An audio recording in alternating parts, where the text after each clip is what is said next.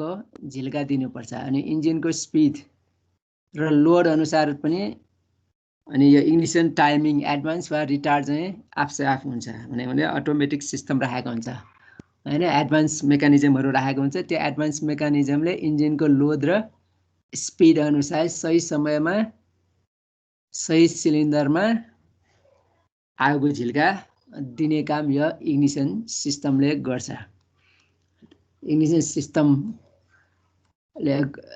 System अस्ति दुई प्रकारको छ भनेर हामीले दुई प्रकारको पढेको थियौँ एउटा ब्याट्री इग्निसन सिस्टम पढेको थियौँ अर्को म्याग्नेटो इग्निसन सिस्टम पढेको थियौँ है अनि टाइप्स अफ इग्निसन सिस्टमको लिस्टिङ चाहिँ गरेको थियौँ अनि ब्याट्री इग्निसन सिस्टममा मेन कम्पोनेन्ट्सहरू के हुन्छ रे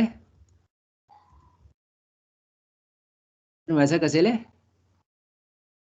So battery, ignition switch, resistor, अनि primary र secondary coil. Primary र secondary winding हैन र ignition coil अनि breaker point र condenser. यो चाहिँ अब यो ignition coil भयो त्यसपछि condenser र contact breaker point त्यसपछि spark plug चाहिन्छ कि चाहिँदैन यसमा spark plug देखाएको छ छैन स्पार्क प्लग को आवश्यकता पर्छ स्पार्क प्लग को आवश्यकता पर्छ पर्दैन पर्छ ग्यारे सर त्यो सेकेन्डरीमा गएर बनेपछि चाहिँ ग्यारे हैन कन्फ्युजन भयो यहाँ हेर्नुस् त सेकेन्डरी वाइन्डिङ यो छ यसमा छ सेकेन्डरीको सर्किटै छैन सर यो प्राइमरीको मात्र सर्किट हो अहिले के देखिराख्नु भएको छ अहिले यसमा त छैन तपाईहरुकोमा आएन कि के हो ए सेकेन्डरी सर्किट देख्नु भयो तपाईहरुले सर मेरोमा चाहिँ आएको छैन छैन सर प्राइमरी मात्र देखिरहेछ प्राइमरी सर्किट भनेको मात्र ए ल के भयो फेरि है एकपल्ट फेरि हेरौँ यो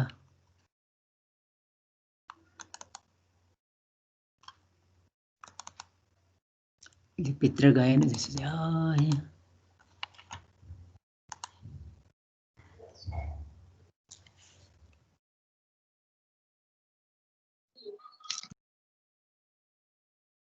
अब देख्नु भएको छ हजुर सर यो सेकेन्डरी सर्किट हैन अघि भर्खर देखाएको चाहिँ के हो त यो प्राइमरी सर्किट भयो प्राइमरी सर्किटमा ब्याट्री हुने ब्याट्री इग्निसन स्विच रेजिस्टर कुनैमा रेजिस्टर नहुन पनि सक्छ अनि यो प्राइमरी वाइन्डिङ इग्निसन कोइलको प्राइमरी वाइन्डिङ अनि कन्डेन्सर र कन्ट्याक्ट ब्रेकर पोइन्ट हुन्छ भनेको थियो यो चाहिँ प्राइमरी सर्किटमा त्यस्तै अब अर्को सर्किटमा के हुन्छ त सेकेन्डरी कोइल इग्निसन कोइलको सेकेन्डरी कोइल त्यसपछि सेकेन्डरी कोइल चाहिँ यो हाई टेन्सन वायर डिस्ट्रिब्युटरमा जाने भयो डिस्ट्रिब्युटरबाट डिस्ट्रिब्युट गरेर हाई टेन्सन वायर मार्फत स्पार्क प्लगमा हाई भोल्टेज जान्छ र आगो झिल्का दिन्छ भनेर यो मेन कम्पोनेन्ट्सहरू दिएको भयो अनि त्यसपछि इग्निसन कोइल अस्ति हामीले भनिसक्यौँ इग्निसन कोइलको मुख्य काम भनेको हाई भोल्टेज उत्पादन गर्ने हो यो चाहिँ स्टेप अप ट्रान्सफर्मर जस्तै हुन्छ यो स्टेप अप ट्रान्सफर्मरले हाई भोल्टेज चाहिँ उत्पादन गर्छ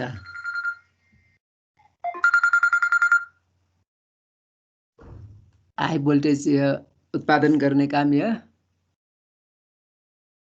सेकेन्डरी कोइलले चाहिँ गर्छ भनेर भनेको थियो अनि डिस्ट्रिब्युटरको आवश्यकता पर्छ भनेर पनि भनेको थियो डिस्ट्रिब्युटरले हाई भोल्टेजलाई डिस्ट्रिब्युट गर्ने काम गर्छ इन्जिनको फायरिङ अर्डर अनुसार पाले पालो सिलिन्डरहरुमा हाई भोल्टेज डिस्ट्रिब्युट गर्छ त्यो भनेको थियौं अर्को कन्डेन्सर पनि भनेको थियो कन्डेन्सरको मुख्य काम भनेको आर्किङ हुन नदिने आर्किङ र पिटिङ हुन नदिने काम हो यो कन्डेन्सर यसमा देखाइन्छ कन्ट्याक्ट ब्रेकर पोइन्टको मुख्य काम भनेको प्राइमरी सर्किटलाई कन्ट्याक्ट र ब्रेक गर्ने प्राइमरी सर्किटलाई कन्ट्याक्ट र ब्रेक गरिसकेपछि बल्ल सेकेन्डरी वाइन्डिङमा हाई भोल्टेज निस्किन्छ भनेर भनेको थियौं त्यस्तै अनि यो एडभान्स मेकानिजम दुई किसिमको हुन्छ भनेको थियौं एउटा चाहिँ भ्याकुम एडभान्स मेकानिजम अर्को चाहिँ सेन्ट्रिफुगल एडभान्स मेकानिजम यो चित्रमा देखाएको चाहिँ भ्याकुम एडभान्स मेकानिजम भयो त्यस्तै यहाँ यो सेन्ट्रिफुगल एडभान्स मेकानिजम पनि पाइन्छ दुई किसिमको मेकानिजमहरु पाइन्छ लोडमा चाहिँ यो भ्याकुम एडभान्स मेकानिजमले काम गर्छ स्पिडमा चाहिँ सेन्ट्रिफुगल एडभान्स मेकानिजमले काम गर्छ भनेको थियौं हामीले यो सेन्ट्रिफुगल एडभान्स मेकानिजमको पिक्चर भयो अनि त्यस्तै हामीले पढेको अर्को ब्याट्री कोइल इग्निसन सिस्टम पढेको थियौँ हामीले।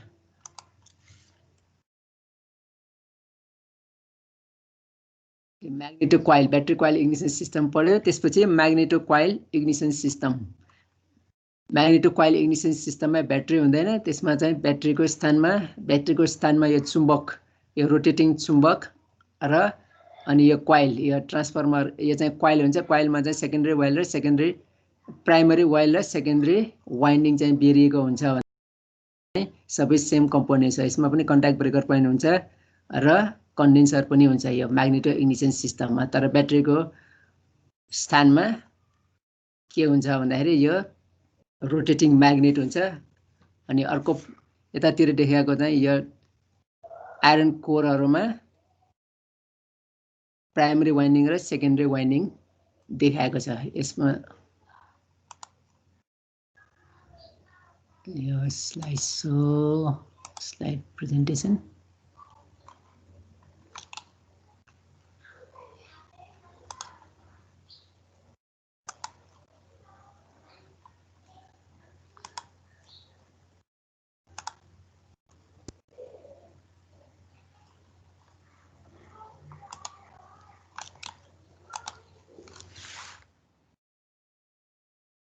गयो जस्तो छ है।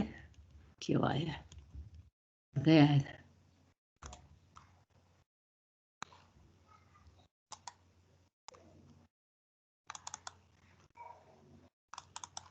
किन देखिरहेछ नि यो?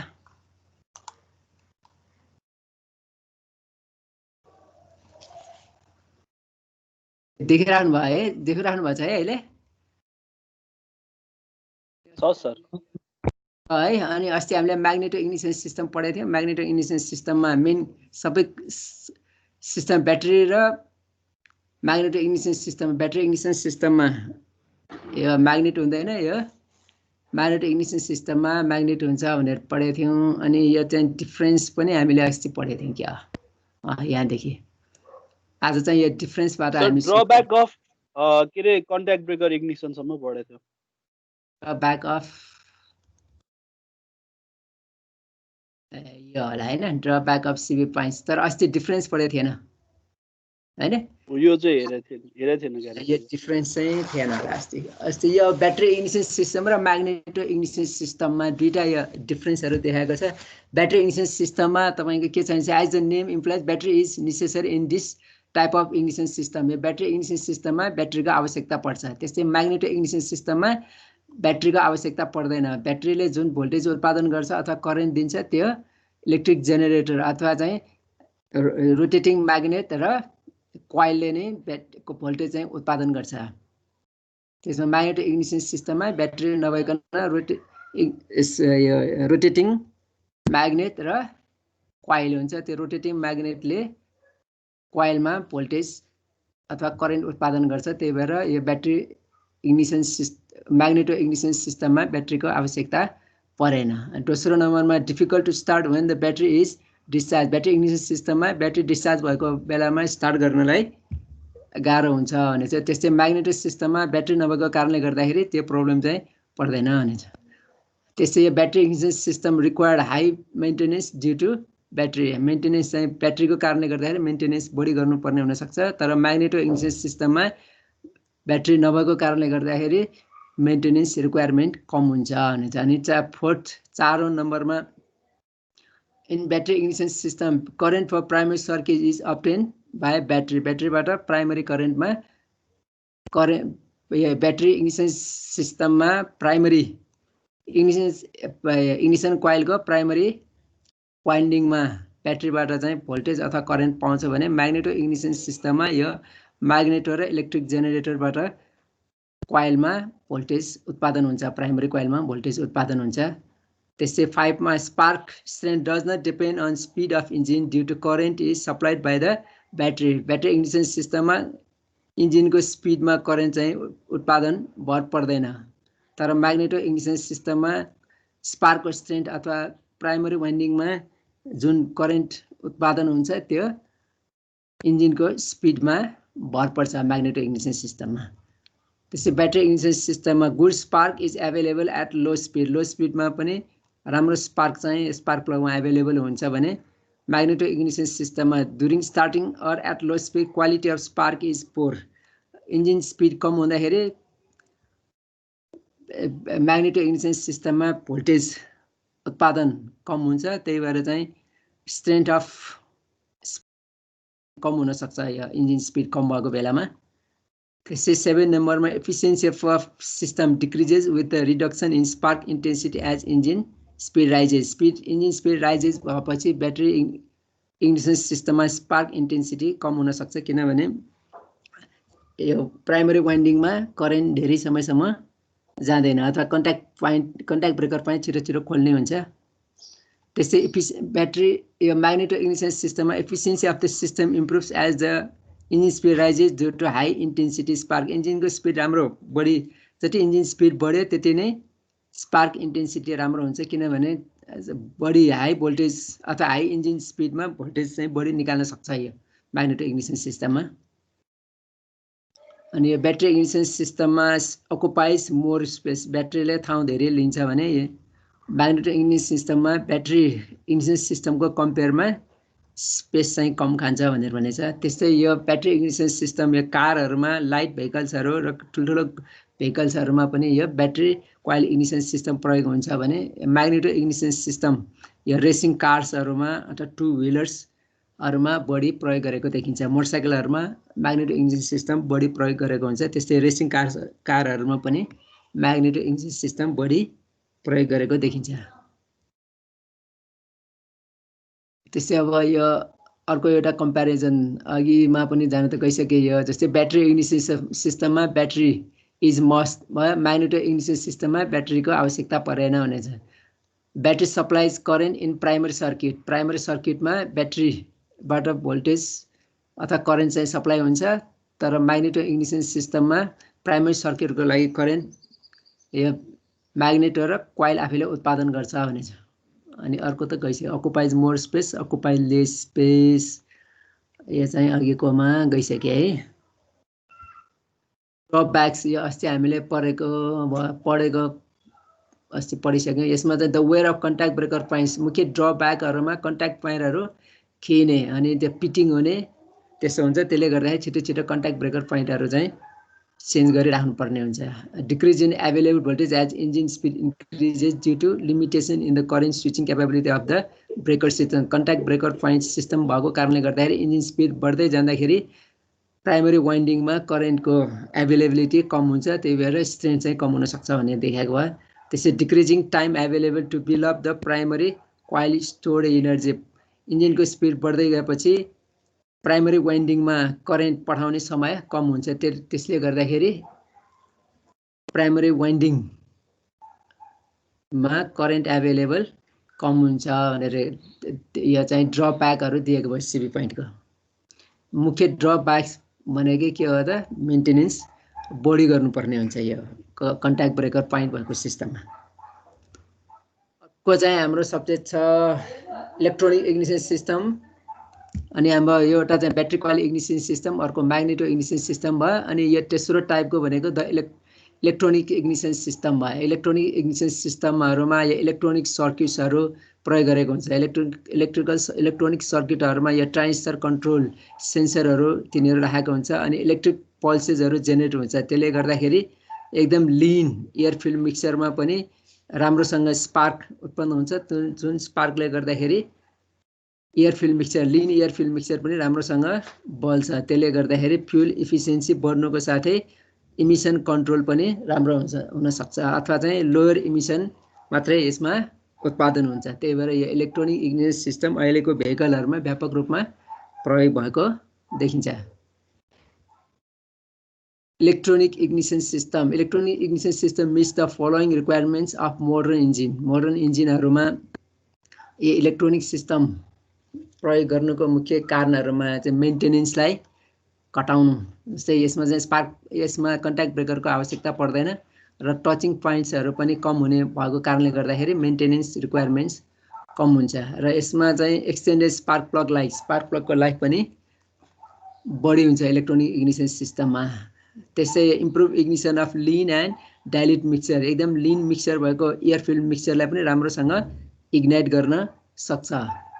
अनि इन्क्रिज रिलायबिलिटी, यसमा चाहिँ यो battery contact breaker point system भन्दा धेरै रिलायबल छ, किनभने यसमा चाहिँ कन्ट्याक्ट पोइन्ट्स हुँदैन र कन्ट्याक्ट ब्रेकर हुने अनि मेकानिकल कम्पोनेन्ट्सहरू पनि खिने कम्पोनेन्ट्सहरू इलेक्ट्रोनिक इग्निसन सिस्टममा कमै छ। त्यही भएर चाहिँ यो ब्याट्री कोइल इग्निसन सिस्टम अथवा कन्ट्याक्ट ब्रेकर पोइन्ट भएको इग्निसन सिस्टम भन्दा यो सिस्टम राम्रो छ।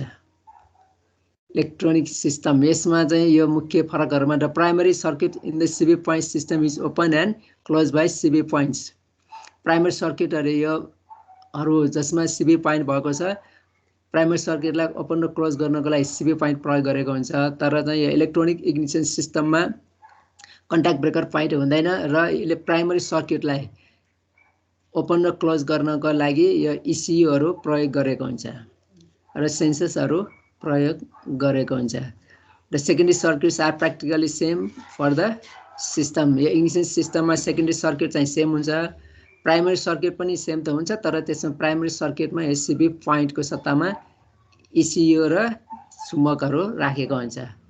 यसमा चाहिँ बढी हाई भोल्टेज उत्पादन गर्न सक्छ। हाई भोल्टेज जस्तै 47,000 भोल्टेजसम्म पनि उत्पादन गर्न सक्ने भएकोले स्पार्क प्लगको ग्याप बढी भए पनि राम्रोसँग स्पार्क इन्टेन्सिटी राम्रो हुन्छ र त्यसले लिन एयर फिल्म मिक्सचरहरूलाई पनि राम्रोसँग बाल्न सक्छ। लिन एयर फिल्म मिक्सचरले पनि राम्रोसँग बाल्न सक्ने भएको कारणले गर्दाखेरि फ्युल इकोनोमी इलेक्ट्रोनिक इग्निसन सिस्टममा राम्रो हुन्छ, साथै इमिसन कन्ट्रोल पनि राम्रो हुन्छ। त्यस्तै there is no mechanical advance mechanism, instead the spark timing is adjusted electronically. यो इलेक्ट्रोनिक इग्निसन सिस्टममा मेकानिकल एडभान्स मेकानिजमहरु जस्तै सेन्ट्रिफुगल एडभान्स मेकानिजम र भ्याकुम एडभान्स मेकानिजमहरुको प्रयोग गरेको हुँदैन। त्यसको सट्टामा इलेक्ट्रोनिकली आफै टाइमिङ चाहिँ एडजस्ट हुन्छ। भनेको मतलब मेकानिकल एडभान्स मेकानिजमहरु इलेक्ट्रोनिक इग्निसन सिस्टममा प्रयोग गरेको हुँदैन।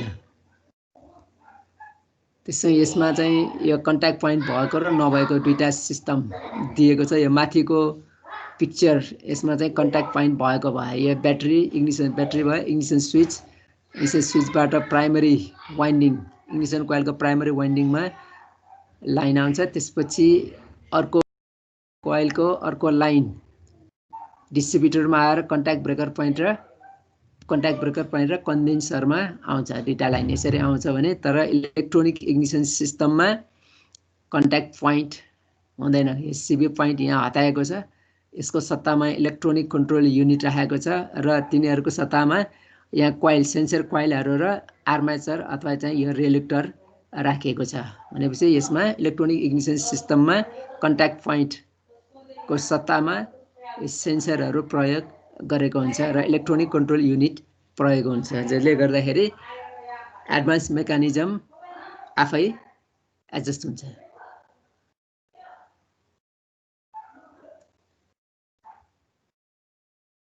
टिपिकल इलेक्ट्रोनिक इग्निसन सिस्टम भनेर एउटा पिक्चर दिएको छ।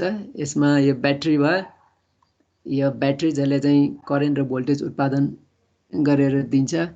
यो इग्निसन स्विच राखेको भयो, त्यसपछि इलेक्ट्रोनिक कन्ट्रोल युनिटबाट यहाँ प्राइमरी वाइन्डिङमा भोल्टेज गएको देखाएको छ। त्यसपछि हाई भोल्टेजको लाइन डिस्ट्रिब्युटर क्यापमा गएको छ अनि डिस्ट्रिब्युटरबाट स्पार्क प्लगमा हाई भोल्टेज डिस्ट्रिब्युट गर्छ र इन्जिनको फायरिङ अर्डर अनुसार स्पार्क प्लगमा आगो झिल्का निस्किन्छ भनेर यहाँ दिएको छ।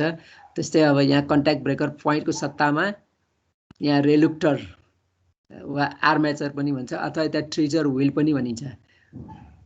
यो जुन मैले पोइन्ट देखाइरहेको छु त्यसलाई चाहिँ हामी रेलुक्टर भन्न सकिन्छ, आर्मेचर भन्न सकिन्छ अथवा ट्रेजर व्हील पनि भन्न सकिन्छ। त्यसपछि अर्को चाहिँ यो म्याग्नेटिक पिकअप भनेको छ। यसमा चाहिँ कोइल, यसमा म्याग्नेट पनि हुन्छ अनि आइरन कोरहरू हुन्छ। आइरन कोरमा वाइन्डिङ्स अथवा तार चाहिँ बिरेको हुन्छ। त्यो वाइन्डिङ्सको दुईटा तार निस्केको तार यो इलेक्ट्रोनिक कन्ट्रोल युनिटमा गएको हुन्छ।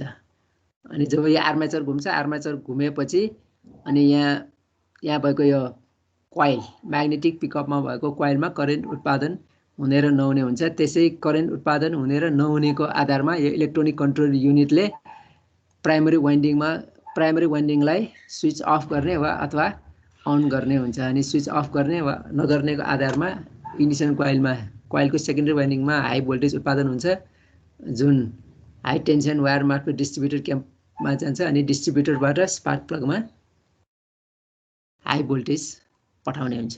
कुनै कुनै इलेक्ट्रोनिक सिस्टममा यो advance mechanism vacuum advance mechanism पनि राखेको हुन्छ, तर अहिलेको हाल लेटेस्ट इन्जिनहरुमा यो भ्याकुम एडभान्स मेकानिजमलाई पनि हटाएको छ। यो सबै काम चाहिँ विभिन्न सेन्सरहरुको माध्यमबाट इलेक्ट्रोनिक कन्ट्रोल युनिटले अनि टाइमिङ रिटार्ड इन्जिनको स्पिड अनुसार एडभान्स गर्नुपर्छ अथवा रिटायर गर्नुपर्ने सबै काम यो इलेक्ट्रोनिक कन्ट्रोल मोड्युल अथवा इसियु इलेक्ट्रोनिक कन्ट्रोल युनिटले नै गर्छ।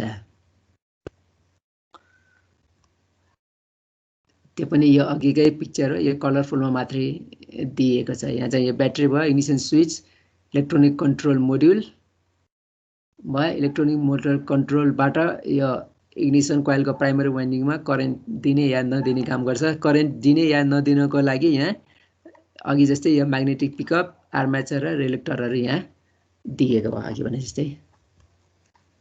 अनि इलेक्ट्रोनिक इग्निसन सर्किट, यसमा चाहिँ यो सर्किटमा हामीले हेर्ने भयो भने यो आर्मेचर भयो, आर्मेचरमा यो 4 वटा माथि उठेको भागहरू छ। यो 4 वटा 4 सिलिन्डर इन्जिन छ भने यसरी यो 4 वटा उठेको भागहरू हुन्छ। 6 वटा छ भने यो 6 वटा आर्मेचरको 6 वटा उठेको भागहरू हुन्छ। इन्जिन सिलिन्डर जतिवटा हुन्छ त्यति नै मात्रामा यो आर्मेचरमा यसरी उठेको भागहरू हुन्छ। अनि यो पिकअप कोइल भनेको यो भयो, पिकअप कोइल अथवा पिकअप म्याग्नेटिक पिकअप र कोइल भनेको यहाँ छ। यसमा चाहिँ म्याग्नेट पनि हुन्छ र यो आइरन कोरहरुमा यसरी कोइल बेरिएको हुन्छ। कोइल बेरिएको दुईटा लाइन, एउटा एन्ड चाहिँ इसीमा गएको हुन्छ, त्यसपछि कोइलको अर्को एन्ड पनि इसीमा गएको हुन्छ। त्यसरी हुँदाखेरि जब यो आर्मेचर घुम्छ, यो आर्मेचरको पोजिसन अनुसार यो कोइल चाहिँ म्याग्नेटाइज हुने र डिम्याग्नेटाइज भएर यसबाट करेन्ट उत्पादन हुने र नहुने हुन्छ। त्यो करेन्ट उत्पादन भएपछि इसियुमा जान्छ अनि इसियुको यहाँ ट्रान्जिस्टर हुन्छ, त्यो ट्रान्जिस्टरले अफ अन गर्ने हुन्छ। ट्रान्जिस्टरले यो प्राइमरी वाइन्डिङलाई अफ या अन गर्ने काम चाहिँ गर्छ। जब अन गरिन्छ, अन गरिसकेपछि यहाँ ब्याट्रीको माइनस लाइन, यो ब्याट्रीको प्लस लाइनबाट इग्निसन कोइल हुँदै प्राइमरी इग्निसन कोइलको प्राइमरी वाइन्डिङ हुँदै यो इसियुबाट चाहिँ ग्राउन्ड पाउँछ। प्राइमरी वाइन्डिङले ब्याट्रीबाट यताबाट प्लस लाइन जान्छ अनि इसियुले माइनस दिन्छ। यसरी इसियुले माइनस दिइसकेपछि प्राइमरी वाइन्डिङ अन हुन्छ अथवा प्राइमरी सर्किट चाहिँ अन हुन्छ। प्राइमरी सर्किट अन भएपछि यसमा यो म्याग्नेटिक लाइन्स अफ फोर्सेसहरू बिल्ड अप हुन्छ। अनि त्यस्तै यो आर्मेचर घुम्ने क्रममा यहाँ करेन्ट उत्पादन हुँदैन अथवा चाहिँ यो इसियुले सिग्नल पाउँछ अनि त्यसैको आधारमा यहाँ इसियुबाट ग्राउन्ड चाहिँ छुटाइदिन्छ। इसियुले यो प्राइमरी वाइन्डिङको लाइन छुटाइदिन्छ अथवा अफ गरिदिन्छ। त्यसरी अफ गरिदिइसकेपछि यो प्राइमरी वाइन्डिङमा म्याग्नेटिक लाइन्स अफ फोर्सेसहरू कोल्याप्स हुन्छ।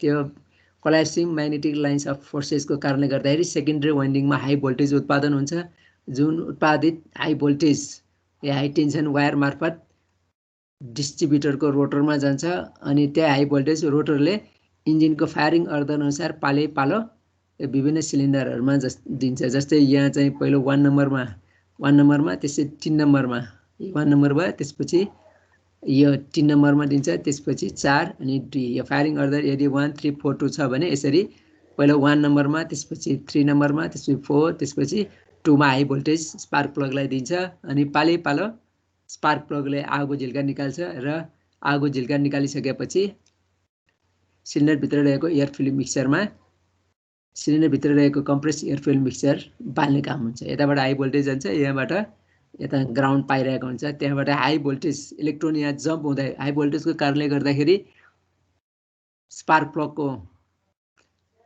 सेन्टर इलेक्ट्रोड र ग्राउन्ड इलेक्ट्रोडको बीचमा इलेक्ट्रोन जम्प हुँदाखेरि यहाँ स्पार्क प्लगकै ग्यापमा हाई भोल्टेज यो स्पार्क इन्टेन्सिटी निस्किन्छ अथवा चाहिँ स्पार्क निस्किन्छ। स्पार्क निस्केपछि कम्प्रेस एयर फिल्म मिक्सचरलाई बाल्ने काम गर्छ।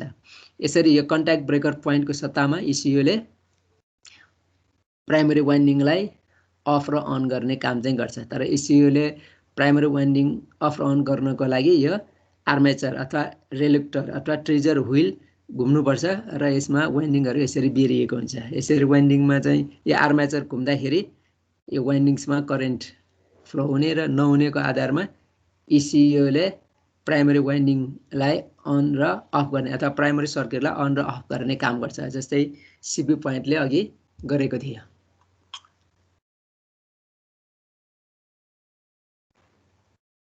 यो पनि एउटा पिक्चर देखाएको छ जसमा चाहिँ यो डिस्ट्रिब्युटर नभएको देखाएको छ। यसमा चाहिँ यो ग्राउन्ड छ, यो ग्राउन्ड यो ब्याट्री भयो, ब्याट्रीको माइनस लाइन यहाँ ग्राउन्ड गरेको छ, त्यसै ब्याट्रीको प्लस लाइन यहाँ फ्युज हुँदै इग्निसन स्विच हुँदै अर्को फ्युज हुँदै इन्जिन स्टप स्विचमा गएको हुन्छ। त्यसपछि यो लाइन प्लस लाइन एउटा इसियुमा यसरी गएको छ, अनि यसमा दुईटा चाहिँ स्पार्क प्लग, दुईटा चाहिँ यो इग्निसन क्वाइलर, यो दुईटा इग्निसन क्वाइलर भयो। त्यसपछि यो दुईटा स्पार्क प्लग यहाँ दिएको छ। यसमा चाहिँ इन्जिनको फायरिङ अर्डर अनुसार अथवा कुनैमा दुईटै स्पार्क प्लग र एउटै सिलिन्डरमा पनि हुनसक्छ, अथवा दुईटा सिलिन्डर छ भने पनि यसरी यो इसियुले यो प्राइमरी सर्किटलाई कन्ट्रोल गरेको। जस्तै यो अब 3 नम्बरबाट यो 4 नम्बर हुँदै यो प्राइमरी वाइन्डिङ यो भयो, प्राइमरी वाइन्डिङलाई अन अफ गर्ने काम यो इसियुले गर्ने भयो। एउटा चाहिँ इसियुबाट लाइन गएको हुन्छ, यताबाट ब्याट्री भोल्टेज आउँछ, ब्याट्रीको प्लस लाइन यहाँ आइरहेको हुन्छ भने यो इसियुबाट माइनस लाइन दिन्छ। यसरी प्लस र माइनस अथवा सर्किट कम्प्लिट हुन्छ। सर्किट कम्प्लिट भइसकेपछि प्राइमरी वाइन्डिङमा म्याग्नेटिक लाइन्स अफ फोर्सेसहरू जेनेरेट हुन्छ। अनि जब यो इसियुले माइनस दिँदैन, माइनस नदिएपछि प्राइमरी सर्किट अफ हुन्छ। अफ भएपछि प्राइमरी वाइन्डिङमा भएको म्याग्नेटिक लाइन्स अफ फोर्सेसहरू कोल्याप्स हुन्छ। त्यो कोल्याप्सिङ म्याग्नेटिक लाइन्स अफ फोर्सेसहरूले सेकेन्डरी वाइन्डिङमा हाई भोल्टेज उत्पादन गर्छ। यसमा चाहिँ यो दुईटा इग्निसन कोइल छ, यो दुईटा इग्निसन कोइलको प्राइमरी सर्किटलाई कन्ट्रोल केले गरेको छ त इसियुले गरेको छ। अब इसियुले गर्नको लागि पनि इसियुमा विभिन्न सेन्सरहरूबाट सिग्नलहरू गएको हुन्छ। त्यस सेन्सरहरूबाट गएको सिग्नलको आधारमा इसियुलाई कुन टाइममा अन अफ गर्ने, इसियुले कुन टाइममा प्राइमरी वाइन्डिङहरू अन अफ गर्ने, सोही समयमा गर्ने काम गर्छ। यसमा चाहिँ दुईटा इग्निसन कोइल भएको डिस्ट्रिब्युटरलेस इग्निसन सिस्टम भयो, इलेक्ट्रोनिक इग्निसन सिस्टम। यसमा चाहिँ working of electronic ignition system भनेर दिएको छ, त्यो पनि अघि जस्तै है। यसमा चाहिँ the all electronic ignition system operate in the following manner with the ignition switch turn on primary battery current flows from the battery through the ignition switch to the primary windings भनेछ। यसलाई चाहिँ अघि भने जस्तै भयो। यस्तो चाहिँ यहाँ अब यहाँ हेर्दाखेरि सुरुमा चाहिँ इग्निसन स्विच अन हुनु पर्यो, ब्याट्री चाहिँ कन्डिसनमा हुनु पर्यो। यदि ब्याट्री कन्डिसनमा भएन, ब्याट्रीको भोल्टेज पुगेन भने पनि यो चाहिँ हाई भोल्टेज त्यति जेनेरेट हुन सक्दैन। हाई भोल्टेज जेनेरेट नभएपछि इन्जिन स्टार्ट हुँदैन अथवा चाहिँ स्पार्क प्लगबाट आगो झिल्का दिँदैन। त्यही भएर चाहिँ ब्याट्री चाहिँ कन्डिसनमा हुनु पर्यो। 12 भोल्टेजको ब्याट्री छ भने 12.8 भोल्टसम्म ब्याट्रीमा हुनुपर्छ र ब्याट्रीको भोल्टेज 12 पुगेको छ भने ब्याट्रीलाई चार्ज गरेर 12.8 भोल्टेजसम्म राखिराख्नुपर्छ। यदि भोल्टेज ब्याट्रीमा कम छ भने यो इग्निसन कोइलको प्राइमरी वाइन्डिङमा सफिसियन्ट म्याग्नेटिक लाइन्स अफ फोर्सेसको स्ट्रेन्थ चाहिँ हुँदैन। त्यही भएर यसमा चाहिँ सुरुमा चाहिँ स्विच अन गर्नु पर्यो, इग्निसन स्विच अन हुनु पर्यो, अनि क्राङ्किङ गरेको हुनु पर्यो। क्राङ्किङ गरिसकेपछि इसियुमा भोल्टेज आउने र नआउने हुन्छ। जब भोल्टेज आउँछ अनि इसियुले यो प्राइमरी वाइन्डिङलाई अन अफ गर्छ। त्यसैको आधारमा ब्याट्री कोइल इग्निसन सिस्टममा जस्तै अनि सेकेन्डरी वाइन्डिङमा हाई भोल्टेज निस्किन्छ र त्यो निस्केको हाई भोल्टेज डिस्ट्रिब्युटरको रोटरमा जान्छ र रोटरले पाले पाले डिस्ट्रिब्युट गर्छ यो स्पार्क प्लगहरूमा। स्पार्क प्लगमा यताबाट हाई भोल्टेज गएको हुन्छ, अर्कोतिर यहाँ ग्राउन्ड छ।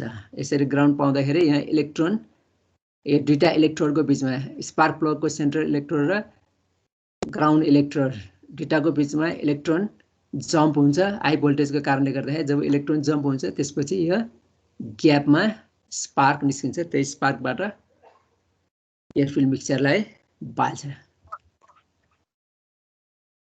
हेलो हजुर, केही सुनिरहनु भएको छ? सुन्नु न, त्यो के भन्छ घुमाउने हो? हजुर, आर्मेचर चाहिँ कसरी घुम्ने हो, केले घुमाउने भन्ने? आर्मेचर, यो आर्मेचर हजुर, यो चाहिँ डिस्ट्रिब्युटरको रोटर छ नि, यो डिस्ट्रिब्युटर घुम्दाखेरि आर्मेचर पनि घुम्छ अनि यो डिस्ट्रिब्युटरको रोटर पनि घुम्छ। डिस्ट्रिब्युटरले घुमाउँछ। अनि जस्तो भनेको चाहिँ हाम्रो त्यो बाइक भएको स्विच होइन सर? हजुर इग्निसन स्विच भनेको त्यो म्यानुअली खिच्नेवाला स्विच होइन सर? इग्निसन स्विच भनेको सुरुमा हामीले इग्निसन अन गर्छौँ नि। हजुर सर। ब्याट्रीमा पनि त्यही हो, मोटरसाइकलमा पनि इग्निसन स्विच अन गर्नुपर्छ होइन, गाडीमा पनि इग्निसन स्विच अन गर्ने, अनि त्यसपछि गाडीमा चाहिँ पहिला स्विच अन गर्ने, त्यसपछि स्टार्टिङको लागि फेरि एक्स्ट्रा चाहिँ टर्न गर्नुपर्छ त्यो चाबीलाई होइन। तर चाहिँ मोटरसाइकलमा के हुन्छ त, मोटरसाइकलमा सुरुमा चाहिँ इग्निसन स्विच अन गर्ने, त्यसपछि स्टार्टिङको लागि स्टार्टिङ मोटर घुमाउनको लागि स्टार्टिङ स्विच अलग हुन्छ हो, स्टार्टिङ स्विच अलग हुन्छ। अनि त्यो स्टार्टिङ स्विच हामी स्टार्टिङ गर्दाखेरि के गर्छ, क्राङ्कशाफ्ट घुम्छ नि, क्राङ्कशाफ्ट घुम्दाखेरि के हुनु पर्यो, त्यसपछि क्याम्पशाफ्टहरू पनि घुम्नु पर्यो। क्याम्पशाफ्ट घुम्दाखेरि अनि यो डिस्ट्रिब्युटरलाई पनि घुमाउनु पर्यो। अनि यो रेलुक्टर पनि यो डिस्ट्रिब्युटर साफ्टमै हुन्छ, यो रेलुक्टर पनि डिस्ट्रिब्युटर साफ्टमा हुन्छ। अनि यो रोटर छ, यो पनि डिस्ट्रिब्युटर साफ्टमै हुन्छ। डिस्ट्रिब्युटर साफ्टको टपमा चाहिँ यहाँ रोटर हुन्छ, अनि यो डिस्ट्रिब्युटर क्याप हुन्छ। डिस्ट्रिब्युटर क्यापमा यस्तो पोइन्टहरू हुन्छ, त्यो डिस्ट्रिब्युटर क्यापमा पोइन्टहरू हुन्छ। अनि त्यो रोटरले यो पोइन्टलाई टच गरेपछि, जस्तै अब यहाँ टच गऱ्यो भने कति नम्बरमा टच गरे त, 1 नम्बरमा टच गरे। 1 नम्बरमा टच गरिसकेपछि यहाँबाट जुन सेकेन्डरी वाइन्डिङमा जुन हाई भोल्टेज निस्किएको छ त्यो हाई टेन्सन वायर हुँदै कहाँ जान्छ, यो रोटरमा जान्छ, डिस्ट्रिब्युटरको रोटरमा जान्छ। अनि त्यसपछि रोटरको यहाँ क्याप हुन्छ, रोटर क्याप पनि हुन्छ, किनभने छोपिराख्नु पऱ्यो नि होइन।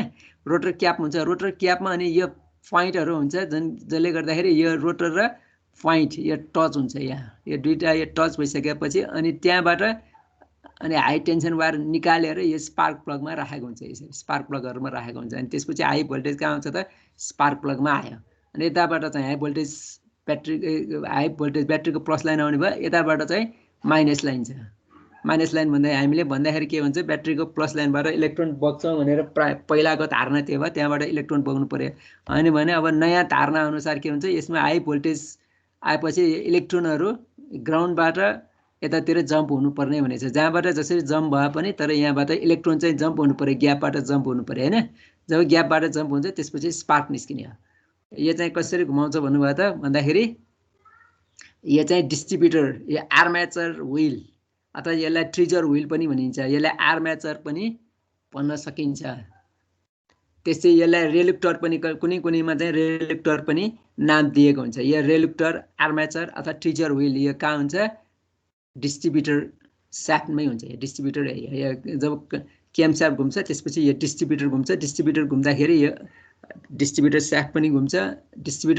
डिस्ट्रिब्युटरभित्र रहेको यो स्याफ्ट घुमेपछि यो रेलुक्टर पनि घुम्छ। अनि रेलुक्टर पनि घुम्ने, त्यसपछि यो डिस्ट्रिब्युटर स्याफ्टको यो रोटर पनि घुम्ने हुन्छ।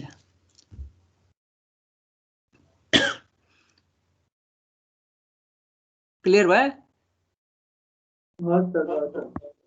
यो चाहिँ डिस्ट्रिब्युटर, अस्ति हामीले डिस्ट्रिब्युटर भनेको छ नि होइन। डिस्ट्रिब्युटरमा के हुन्छ, डिस्ट्रिब्युटरमा चाहिँ डिस्ट्रिब्युटर स्याफ्ट हुने भयो, डिस्ट्रिब्युटर स्याफ्टमा यो रोटर हुने भयो होइन। त्यसपछि डिस्ट्रिब्युटरमा यो आर्मेचर हुने भयो, त्यस्तै रोटर पनि हुने भयो। अनि यो कन्ट्याक्ट ब्रेकर पोइन्ट हुने ठाउँमा पनि के हुन्छ त, त्यहाँ डिस्ट्रिब्युटर स्याफ्टमै अनि त्यो क्याम लोबहरू पनि हुन्छ। क्याम लोबले कन्ट्याक्ट ब्रेकरलाई खोल्ने र बन्द गर्ने हुन्छ। तर यसमा चाहिँ क्याम लोबको आवश्यकता परेन। तर क्याम लोबको आवश्यकता नपरे पनि यसमा आर्मेचरको आवश्यकता पनि मात्रै पर्छ। आर्मेचर पनि अब यो उठेको भागहरू कतिवटा हुन्छ भन्दाखेरि इन्जिनमा जतिवटा सिलिन्डरहरू हुन्छ त्यति नै वटा हुन्छ। 4वटा सिलिन्डर छ भने यो 4वटा हुन्छ, 6वटा सिलिन्डर छ भने यस्तो यो 6वटा इक्वेली डिस्ट्रिब्युट गरेको हुन्छ। किनभने 6 चोटि अफ अन हुनु पर्यो प्राइमरी वाइन्डिङ, त्यही भएर यो 4 चोटि अफ अन हुनलाई 4वटा यस्तो चाहिँ माथि उठेको भागहरू हुन्छ। 6 सिलिन्डर छ भने 6वटा यसरी आर्मेचरको यसरी 6वटा उठेको भागहरू हुन्छ। क्लियर भयो?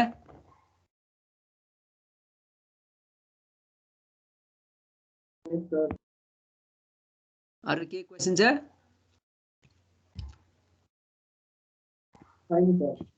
अब यसमा चाहिँ अब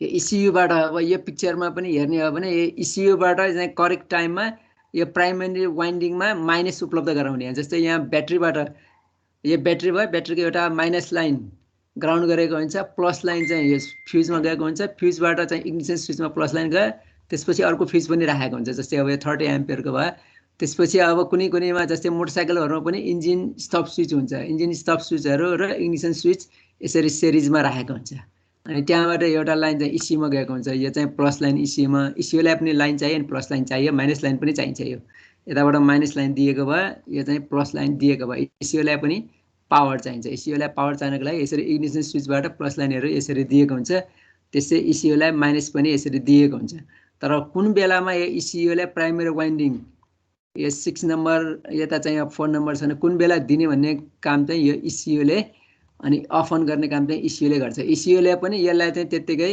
प्राइमरी वाइन्डिङलाई अफ र अन गर्दैन इसीले पनि के गर्छ विभिन्न सेन्सरहरुबाट भोल्टेज सिग्नलहरु प्राप्त गर्छ त्यही भोल्टेज सिग्नलहरुको आधारमा जस्तै अब इन्जिन स्पिड भयो इन्जिन स्पिड भयो वाटर टेम्परेचर सेन्सरहरुबाट air IAT sensor induction air temperature सेन्सरहरुबाट क्राङ्कशाफ्ट स्पिड सेन्सरहरुबाट अथवा क्राङ्कशाफ्ट पोजिसन सेन्सरहरुबाट अनि विभिन्न सेन्सरहरुबाट यहाँ सिग्नल भोल्टेज सिग्नलहरु इसीयुमा आउँछ त्यही इसीयु त्यही भोल्टेज सिग्नलको आधारमा इसीयुले यहाँ डाटा क्याल्कुलेसन गर्छ र त्यही अनुसार चाहिँ यो प्राइमरी वाइन्डिङ यो 6 नम्बर वाइन्डिङलाई अन गर्ने अथवा 4 नम्बर वाइन्डिङलाई अन गर्ने वा अफ गर्ने भन्ने डिटरमाइन गर्ने काम चाहिँ यो इसीयुले गर्छ यसमा चाहिँ अब इसीयुले गर्ने भएको कारणले गर्दाखेरि कन्ट्याक्ट ब्रेकर पोइन्टहरु चाहिएन अनि कुनै डिस्ट्रिब्युटर लेस छ भने डिस्ट्रिब्युटर पनि चाहिएन यो इसीयु आफैले चाहिँ टाइममा कुनलाई चाहिँ यो प्राइमरी कुन इग्निसन कोइललाई कुन बेला प्राइमरी वाइन्डिङलाई अन गर्ने कुन बेला अफ गर्ने भन्ने काम यो इसीयुले नै गर्छ तर इसीयुले गर्नलाई पनि सेन्सरहरुको सिग्नलहरु चाहिन्छ अब यहाँ नै हेर्ने हो भने यहाँ इसीयुबाट चाहिँ माइनस उपलब्ध गराउने अथवा अफ अन गराउने यस्तोमा चाहिँ त्यही भएर यसमा चाहिँ कन्ट्याक्ट ब्रेकर पोइन्टको आवश्यकता परेन कन्ट्याक्ट ब्रेकर पोइन्टको आवश्यकता नपर्ने बित्तिकै यो इग्निसन सिस्टम रिलायबल हुन्छ किनभने कन्ट्याक्ट ब्रेकर पोइन्ट छिटो बिग्रिरहेको हुन्छ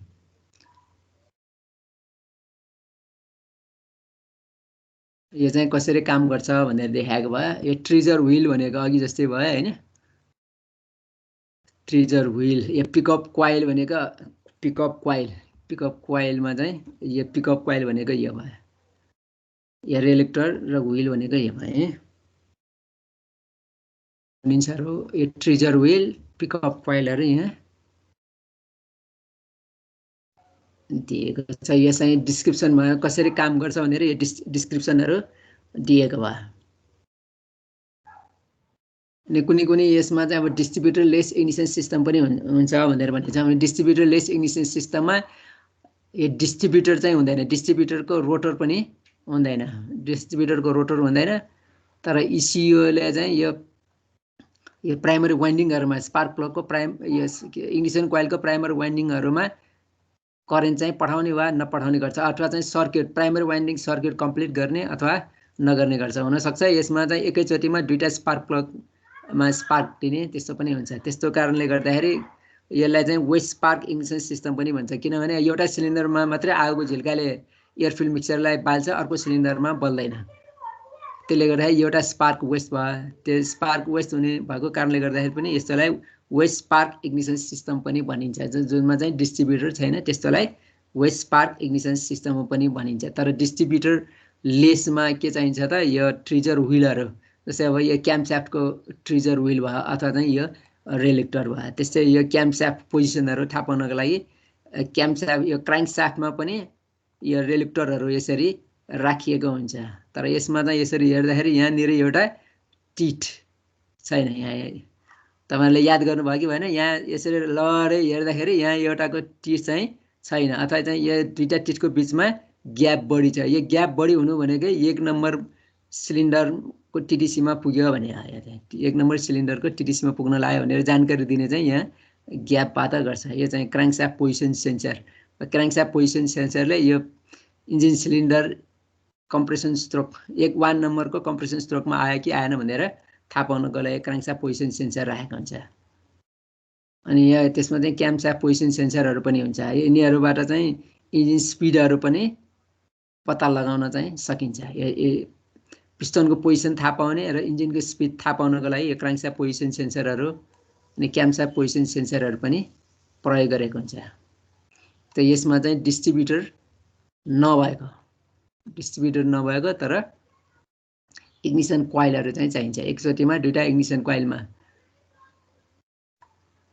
प्राइमरी वाइन्डिङलाई अपरेट गर्छ अनि दुईटा स्पार्क प्लग एकैचोटी आगो झिल्का दिन्छ। दुईटा स्पार्क प्लगमा आगो झिल्का दिएपछि एउटा स्पार्क प्लगले चाहिँ कम्प्रेस एयर फिल्ड मिक्सचरलाई बाल्न सक्छ, तर अर्को सिलिन्डरमा कम्प्रेसन स्ट्रोक हुँदैन, त्यही भएर एउटा स्पार्क चाहिँ वेस्ट जान्छ। त्यस्तो डिस्ट्रिब्युटर लेस, त्यही भएर त्यस्तो डिस्ट्रिब्युटर लेस इग्निसन सिस्टमलाई हामी वेस्ट स्पार्क इग्निसन सिस्टम पनि भन्छ। यस्तोमा चाहिँ डिस्ट्रिब्युटरको आवश्यकता पनि पर्दैन, तर ECU चाहिँ हुन्छ, इलेक्ट्रोनिक कन्ट्रोल युनिट। यो पनि एउटा डिस्ट्रिब्युटर लेस इग्निसन सिस्टमको एउटा सर्किट देखाएको भयो। जस्तै यो ब्याट्रीबाट चाहिँ ECU मा प्लस र माइनस गयो अनि विभिन्न सेन्सरहरूबाट सिग्नलहरू यो ECU मा गएको हुन्छ।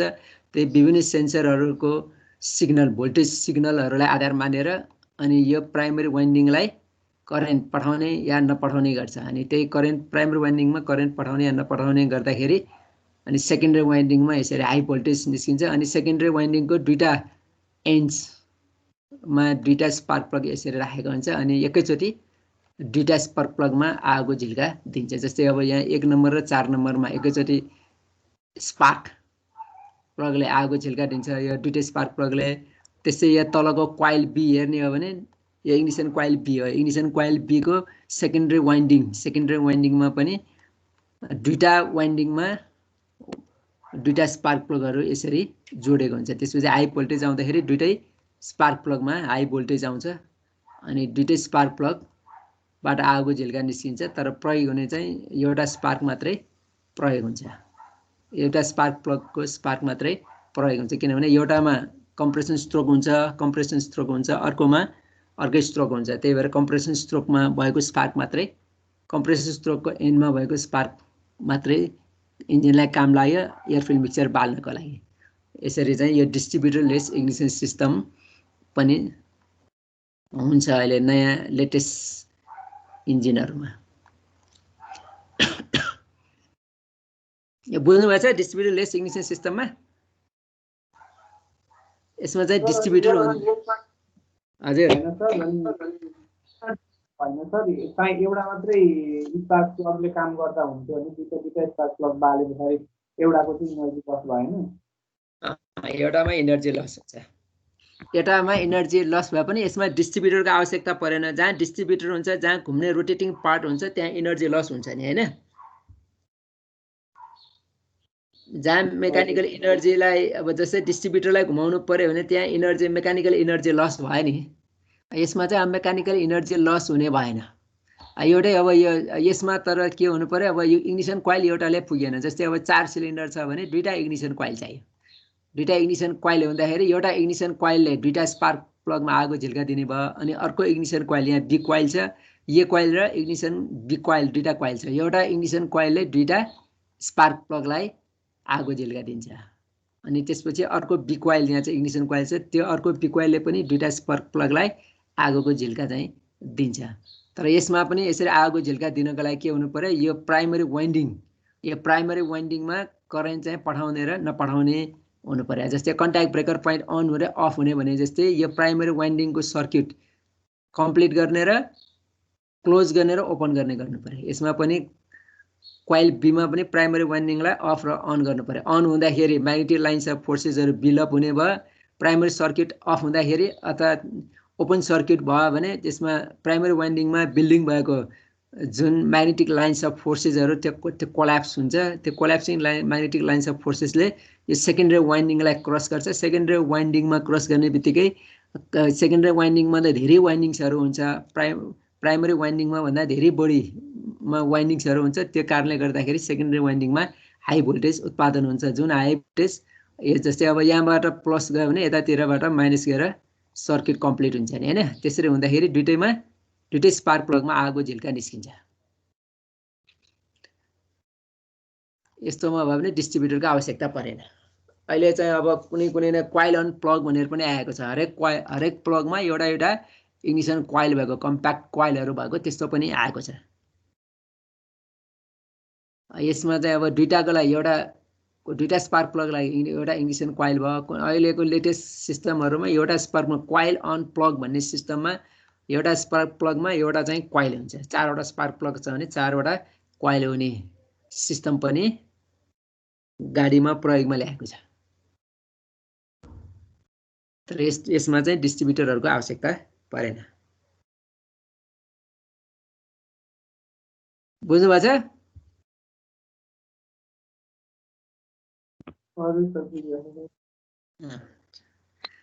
सर त्यो एक्स्ट्रा स्पार्कले त्यो इनर्जी लस बाहेक अरु के इफेक्ट त गर्दैन है? यसमा केही हुँदैन। त्यसमा अब इलेक्ट्रिकल इनर्जी लस होला। हुन त अब सेकेन्डरी वाइन्डिङमा हाई भोल्टेज त निस्किनै पर्यो हैन। सेकेन्डरी वाइन्डिङमा हाई भोल्टेज निस्किएन भने त स्पार्क प्लगमा आगो झिल्का निस्किएन। अब इलेक्ट्रिकल वेस्ट भएर खासै फरक परेन। तर मेकानिकल जुन इनर्जी लस हुन्छ त्यही मेकानिकल इनर्जी चाहिँ यसमा लस भएन। किनभने डिस्ट्रिब्युटरलाई घुमाउनु पर्यो भने डिस्ट्रिब्युटर घुमाउनलाई पनि त्यहाँ फ्रिक्सन हुन्छ अनि डिस्ट्रिब्युटरलाई घुमाउनु पर्यो। इनर्जी मेकानिकल इनर्जी लस त भयो नि हैन। तर यसमा अब डिस्ट्रिब्युटर नभएपछि इनर्जी मेकानिकल इनर्जी लस त भएन। तर इलेक्ट्रिकल इनर्जी लस भएन। तर इलेक्ट्रिकल इनर्जी त लस हुन्छ। तर त्यही इनर्जी दुईटा स्पार्कमा एउटा स्पार्क प्लगमा त चाहिहाल्यो नि हैन। स्पार्क एउटा स्पार्क प्लगमा स्पार्क काम लाग्यो, अर्को स्पार्क प्लगमा आएको स्पार्क चाहिँ काम लागेन। त्यति मात्रै हो। तर चाहिँ अब वाइन्डिङ्स त्यही हिसाबले बनाएको हुन्छ नि सेकेन्डरी वाइन्डिङ। त्यो लस भए पनि केही फरक पर्दैन। सर अनि के रे यो इस्युले हैन हजुर त्यो प्राइमरी कोइलमा करेन्ट अन अफ गर्नेदेखि लिएर फायरिङ अर्डरसम्म सबैलाई हेर्छ है? हजुर। हस् त्यति सोधे ल। हस् तर त्यसको लागि के चाहिन्छ त अब विभिन्न सेन्सरहरुबाट चाहिँ सिग्नल आउनु पर्यो। जस्तै अब क्राङ्कशाफ्ट पोजिसन सेन्सर, क्यामशाफ्ट पोजिसन सेन्सरहरु कुनैमा चाहिँ अब क्राङ्कशाफ्ट पोजिसन सेन्सर मात्रै हुन्छ, क्यामशाफ्ट पोजिसन सेन्सर हुँदैन। एउटा मात्रै भए पनि पुग्छ।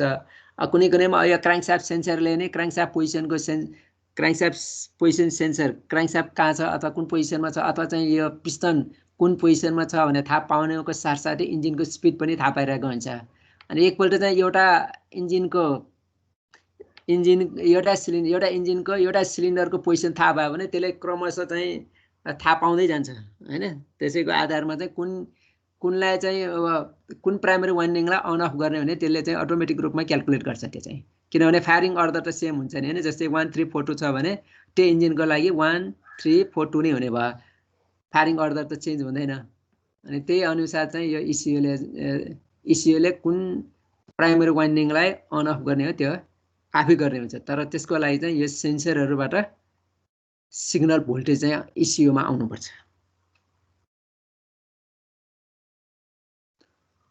अरु केही हस् सर प्रश्नहरु छैन है?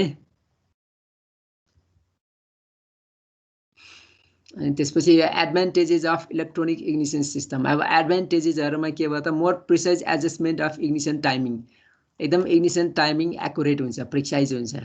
यसमा चाहिँ अब इग्निसन मेकानिकल एडभान्स मेकानिजमको आवश्यकता परेन। त्यो नपरे पनि ठिकै प्रिसाइज टाइममा इग्निसन टाइमिङ चाहिँ करेक्ट गर्छ। अथवा चाहिँ जुन समयमा जुन सिलिन्डरमा स्पार्क प्लग दिनुपर्ने हो त्यही सिलिन्डरमा त्यही समयमा आगो झिल्का दिन्छ। भनेपछि इन्जिनको स्पिड गडबड भए पनि त्यही अनुसार चाहिँ एडभान्स र रिटार्ड गर्ने काम यो इस्युले नै गर्छ।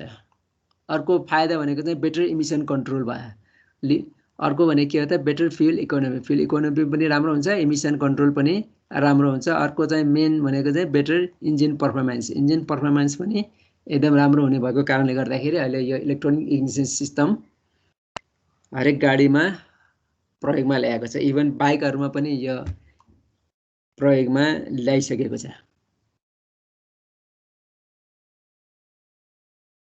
यो कन्क्लुजनमा लास्टमा दिएको छ battery ignition system is commonly used because of its combined cheapness, convenience of maintenance, attention and general suitability. प्रायः जस्तो चाहिँ अब ब्याट्री इग्निसन सिस्टमै आएको छ। तर म्याग्नेटिक इग्निसन सिस्टमहरु पनि स्कुटरहरुमा तिनीहरुमा प्रयोग गरेको हुन्छ। त्यस्तोमा ब्याट्रीहरुको आवश्यकता चाहिँ परेन। त्यसै अब त्यसले गर्दाखेरि अघि हामीले भने जस्तै अब स्पेस चाहिँ कम हुने ठाउँको लागि यो ब्याट्री इग्निसन सिस्टमको राम्रै काम गर्छ भनेछ। अब त्यस्तै अब modern automobiles uses electronic ignition system because of precise ignition timing.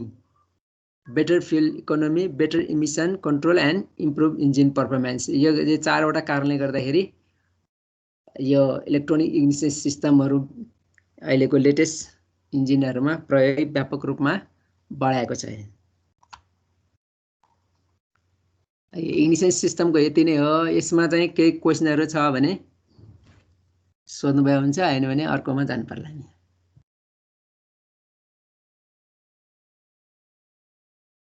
छैन क्वेसन है? केही छ? कुन कुन सिस्टम पढ्यो हामीले? इलेक्ट्रोनिक इग्निसन सिस्टम पढ्यो होइन? इलेक्ट्रोनिक इग्निसन सिस्टम र ब्याट्री इग्निसन सिस्टममा मुख्य फरक के हो?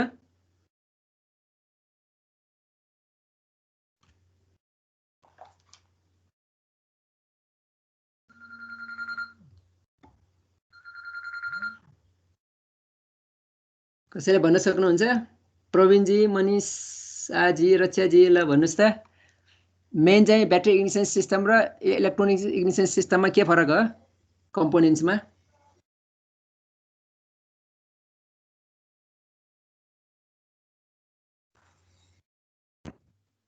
ब्याट्री इग्निसन सिस्टममा चाहिँ ब्याट्रीबाट पावर लगेर इग्नाइट गर्नु पर्यो। कम्पोनेन्ट्सहरूमा के फरक भनेको सिबी पोइन्ट र इलेक्ट्रोनिक इग्निसन सिस्टम भन्नु होइन? त्यसमा चाहिँ मेन फरक यो कन्स्ट्रक्सनमा कहाँनिर फरक आयो? सो ब्रेकर हुन्न होइन र? कन्ट्याक्ट ब्रेकर, कन्ट्याक्ट ब्रेकर हुँदैन होइन? कन्ट्याक्ट भन्न त्यसको सत्तामा केले काम गर्छ? कन्ट्याक्ट ब्रेकरको सत्तामा पिकअप कोइल र आर्मेचर सर। आर्मेचर र पिकअप कोइल। मेन डिफरेन्स चाहिँ त्यो होइन? हो? हजुर सर।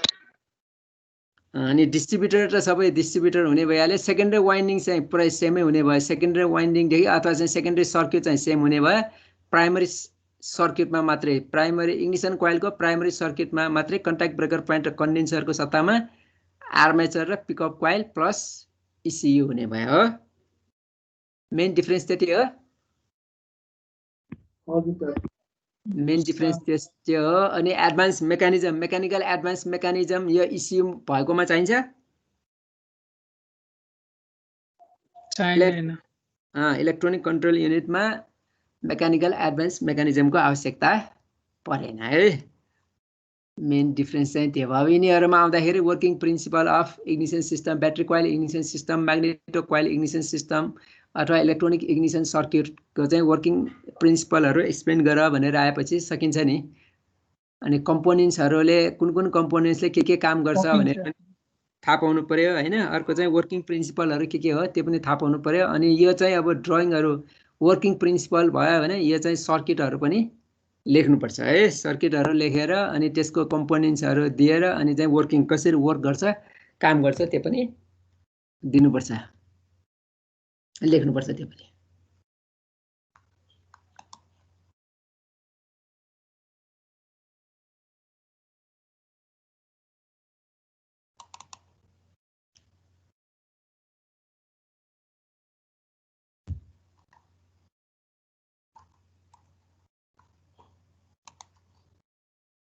त्यो एकैछिन है।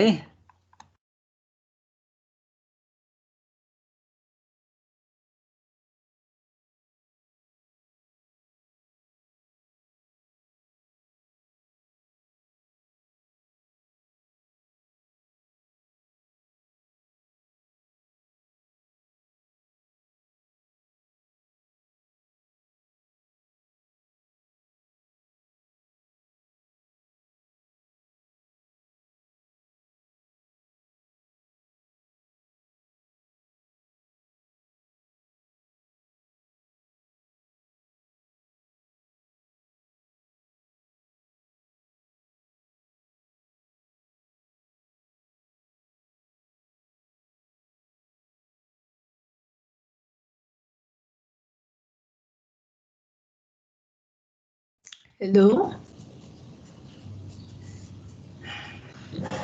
सर, हजुर म्युट हुनुहुन्छ। होइन सर, एकछिन भनेर जानु गर्नुभयो सरले। ए सरी। It's okay.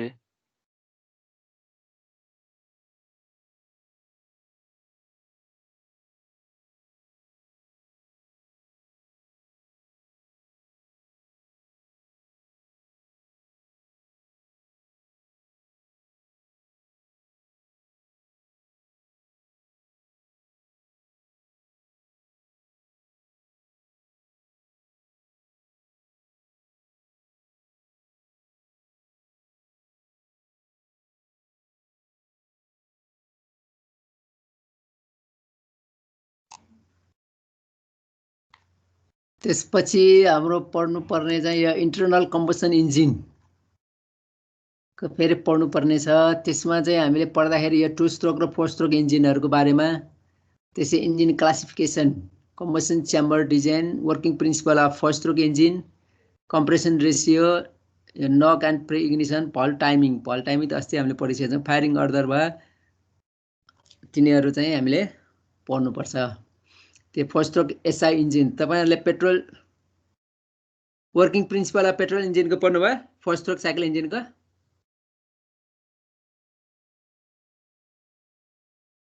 यो 4 स्ट्रोक इन्जिन, 2 स्ट्रोक इन्जिन भयो, यो विभिन्न किसिमको इन्जिनहरू देखाएको भयो। 4 स्ट्रोक इन्जिन, 2 स्ट्रोक इन्जिन, त्यसै रेडियल इन्जिन फर एयरक्राफ्ट, यो रेडियल इन्जिनहरू देखाएको छ एयरक्राफ्टमा बढी प्रयोग हुने।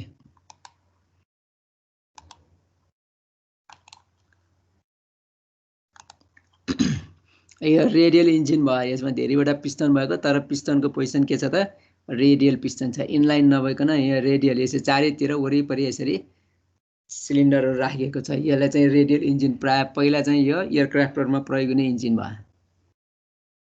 त्यसै यो पनि रेडियल इन्जिनहरू देखाएको भयो।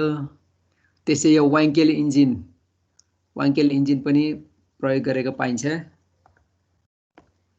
Classification of internal combustion engine, अब इन्टरनल कम्बसन इन्जिनलाई को चाहिँ बेसिक डिजाइनहरूमा यो पिस्टन मुभमेन्टको हिसाबले हेर्ने, पिस्टन चाहिँ अब रेसिप्रोकेटिङ मोसनको पनि पाइन्छ। प्रायः सब गाडीमा प्रयोग हुने यो रेसिप्रोकेटिङ मोसन, पिस्टनको मुभमेन्ट रेसिप्रोकेटिङ हुन्छ। त्यस्तै यो रोटरी पिस्टन पनि पाइन्छ जुन वाङ्केल इन्जिन भनिन्छ, अघि हामीले भर्खर देखेको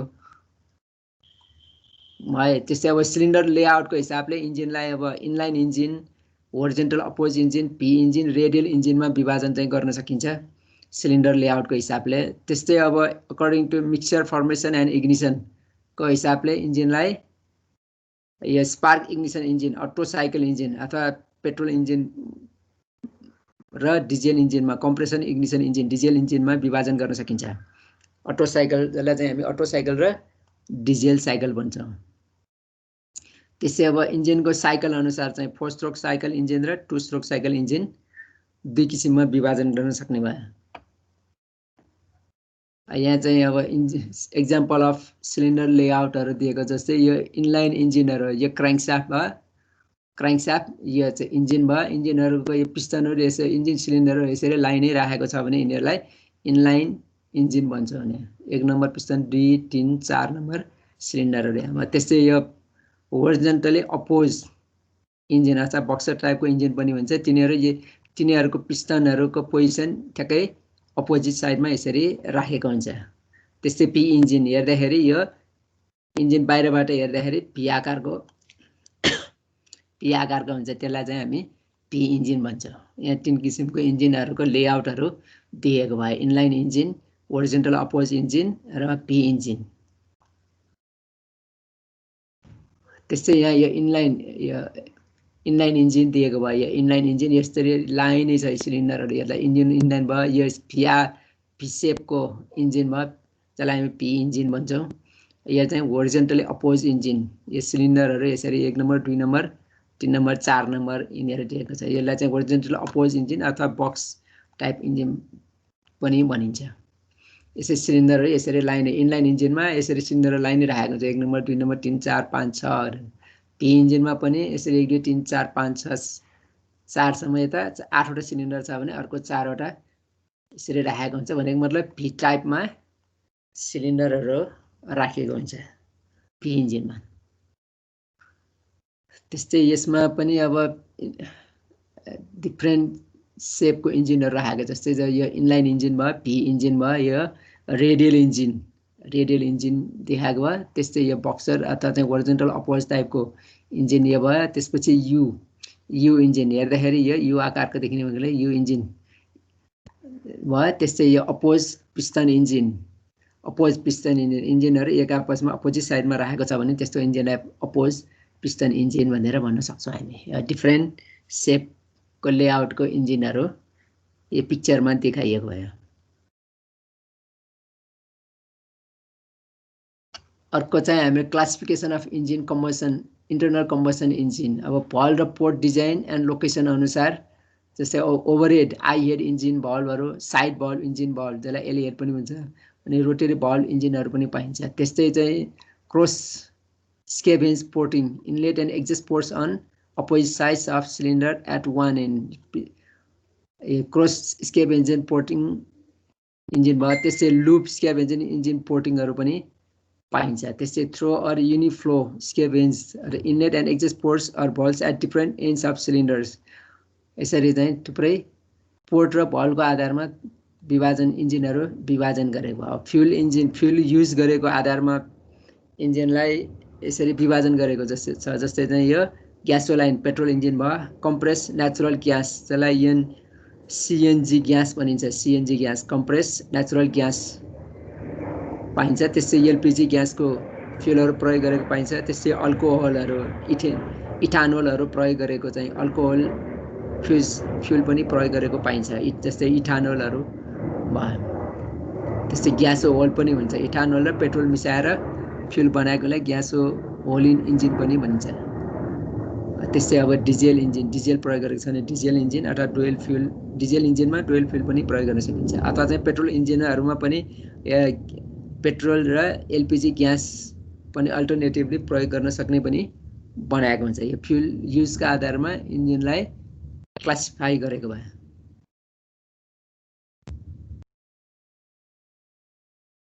त्यस्तै यो बल्ब लोकेसनहरू देखाएको भयो। यो साइड बल्ब देखाएको भयो। यो ओभरहेड यो चाहिँ यो साइड बल्ब क्याम भयो चाहिँ यो ओभरहेड क्याम भयो। के अरे ओभरहेड बल्ब यो पल चाहिँ माथि हेडमा भएको भयो, यो पल चाहिँ यो सिलिन्डरको साइडमै भएको देखाएको भयो। साइड बल्ब इन्जिन यो भयो। त्यो ओभरहेड पल इन्जिन यहाँ देखाएको छ, पल चाहिँ माथि चाहिने। पल डिजाइन एन्ड लोकेसन, पलहरूलाई अपरेट गर्ने मेकानिजम पनि डिफ्रेन्ट देखाएको छ। यो रोकरामहरू प्रयोग भएको नभएको, यो क्राङ्कस्याफ्ट क्यामस्याफ्टहरू सिलिन्डर हेडमा भएको नभएको, ओभरहेड क्यामहरूमा क्यामस्याफ्ट चाहिँ यसरी माथि रहेको हुन्छ ओभरहेड बल्ब इन्जिनमा, अथवा चाहिँ क्यामस्याफ्ट माथि रहेको। कुनैमा दुईटै क्यामस्याफ्टहरू माथि रहेको हुन्छ, कुनैमा एउटा क्यामस्याफ्ट मात्रै माथि रहेको पनि हुन्छ, कुनैमा क्यामस्याफ्टहरू माथि रहेको चाहिँ हुँदैन। अब कम्बसन च्याम्बर डिजाइनको हिसाबले ओपन च्याम्बरलाई पनि हेमिस्फियर र हजुर के भन्नुभयो?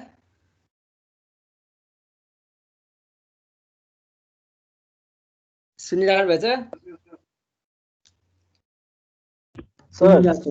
हजुर आजलाई यति गरौँ जस्तो छ सर।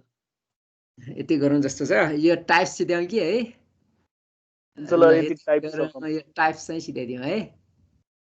टाइप्स सकि नै लाग्यो है, टाइप्ससम्म सिधाइदिउँ। यो जस्तै कम्पोजिसन ओपन च्याम्बर पनि हुन्छ, डिभाइडेड च्याम्बरहरू पनि हुन्छ। ओपन च्याम्बरमा भनेको चाहिँ यो पिस्टनको माथि ठ्याक्क सिलिन्डर हेडको मुनि पिस्टनको माथिको च्याम्बरहरू इग्निसन च्याम्बर छ भने त्यस्तोलाई हामी ओपन च्याम्बर भन्छौँ। जस्तै अब त्यस्तो ओपन च्याम्बर पनि हेमिस्फेरिकल र बाउल इन पिस्टन भनेर भनिन्छ। हेमिस्फेरिकल पिस्टन माथि चाहिँ त्यो ग्याप हुन्छ, कम्बसन च्याम्बरहरू हुन्छ, त्यसलाई हेमिस्फेरिकल भयो। सेपले पनि फरक पर्न जान्छ।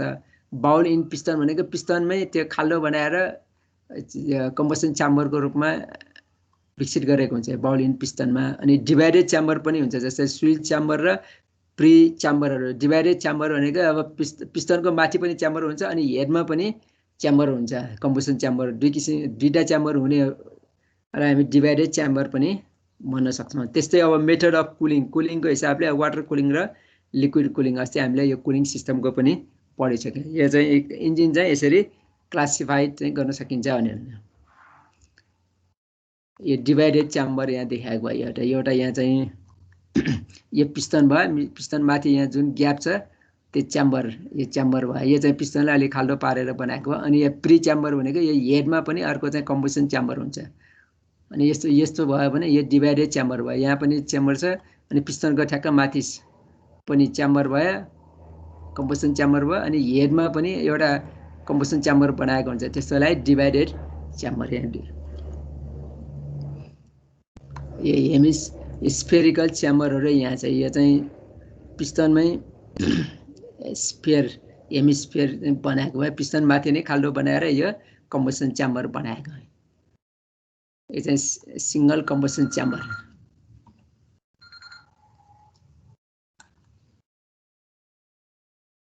त्यसो भए आजलाई यति गरौँ है त, अर्को चाहिँ भोलि पढौँ।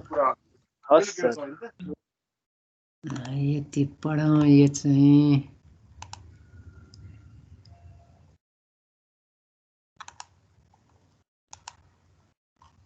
के छ बुझ्दै